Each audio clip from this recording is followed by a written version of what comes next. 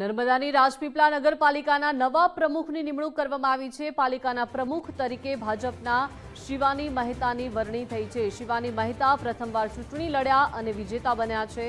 નવા પ્રમુખ શિવાની મહેતા શિક્ષણ ક્ષેત્ર સાથે જોડાયેલા છે। અગાઉ રાજપીપળા શહેર મહિલા મોરચાના પ્રમુખ રહી ચૂક્યા છે।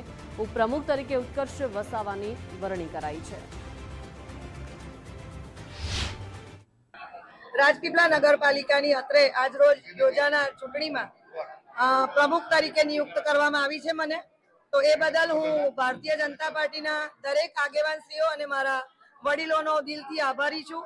અને એઓએ તથા મારા સર્વે નગરપાલિકાના સદસ્યોએ મારામાં જે પણ કંઈ વિશ્વાસ મૂક્યો છે એને હું ખરી ઉતારવા માટે સર્વ સાથે મળીને તત્પર રહીશ।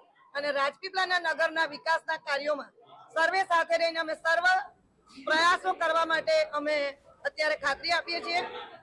અને કંઈ પણ સમસ્યા હોય તો એને દૂર કરવા માટેના બધા પ્રયત્નો અમે કરવા તત્પર રહીશું, એની ખાતરી પણ આપું છું।